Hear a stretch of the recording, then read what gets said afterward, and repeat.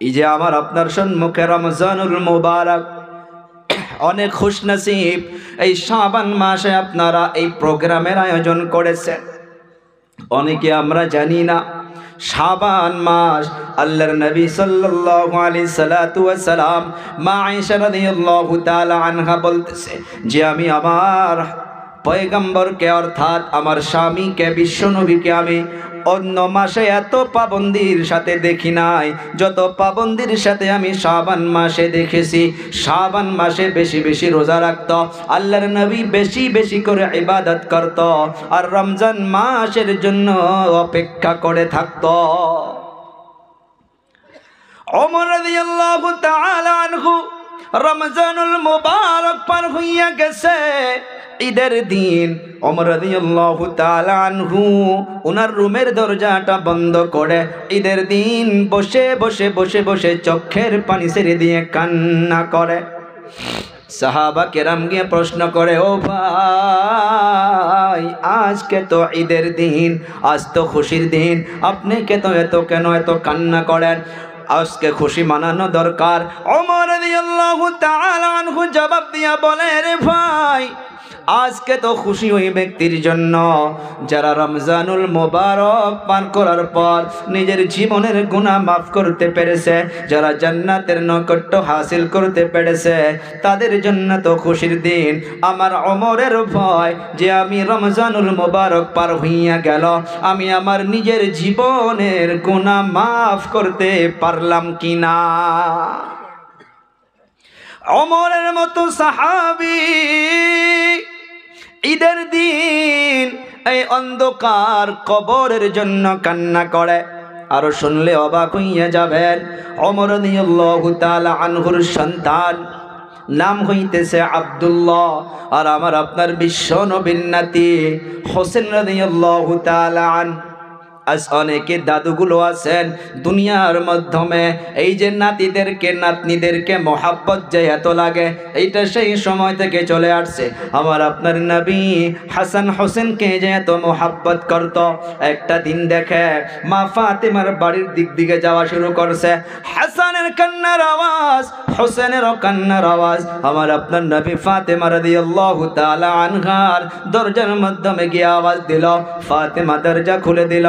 দরজা খুলে দেওয়ার পর আমার আপনার নবী প্রশ্ন করে, ও আম্মা জান, হাসান হোসেন কেন কান্না করে? ফাতেমা বলে, ও আব্বু জান, বাড়িতে খাওয়ার জন্য কোনো কিছুই নাই, ভোকের জন্য হাসান একদিকে কান্না করতেছে, ভোকের জন্য হোসেন একদিকে কান্না করতেছে। আমার আপনার নবী নাতির মোহাব্বতে হারে ডাক দিল হোসেনকে, হোসেন আয় আয় এদিকে আয়। আমার আপনার নবী জবানে মুবারক বাহির করিয়া হোসেন রাদিয়াল্লাহু তাআলা আনহুর মুখের মাধ্যমে প্রবেশ করে দিল। যেমন করে ছোট বাচ্চাগুলো দুধ পান করে মায়ের বুক থেকে, এমন করে হোসেন আমার আপনার নবীর জবানে মুবারকটা চোষা শুরু করলো। আল্লাহ তাআলার কুদরতের দ্বারা কি যেন নবীর জিহ্বা থেকে আল্লাহ তাআলা বাহির করে দিয়েছে। হোসেন চুষতে চুষতে চুষতে চুষতে হোসেনের পেটটা ভরে গেল, মুখের মাধ্যমে হাসি এসে গেল। আমার আপনার নবী হোসেনকে বলল, তুমি সরে যাও। সুবহানাল্লাহ বলি। হাসানকে ডাকে, রে হাসান আয় আয়।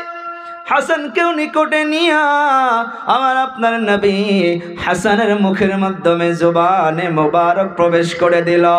হাসান রাদিয়াল্লাহু তাআলা আনহু ওই জিহ্বা মুবারক চুষতে চুষতে আল্লাহ তাআলা পেটটা ভরে দিল, মুখের মাধ্যমে হাসি এসে গেল। আমার আপনার নবী হাসানকেও ছেড়ে দিল। ছেড়ে দেওয়ার পর ফাতেমাকে বলে, ও আম্মা জান, দুনিয়ার মাধ্যমে হাসানকে যেন কেউ কষ্ট না দাও, হোসেনকে যেন কেউ কষ্ট না দাও। হাসানকে কষ্ট দিলে, হোসেনকে কষ্ট দিলে আমাকে কষ্ট দেওয়া হবে। আমি নবী হইয়া বলে গেলাম। একদিন ওই হাসান হোসেন আমার আপনার নবীকে বলে, নানা জান, আমরা সওয়ারির মাধ্যমে চড়ব, আমরা ঘোড়ার মাধ্যমে উঠব। আমার আপনার নবী সাথে সাথে নিজের হাঁটু মুবারক জমিনের মাধ্যমে লাগাইয়া দিল।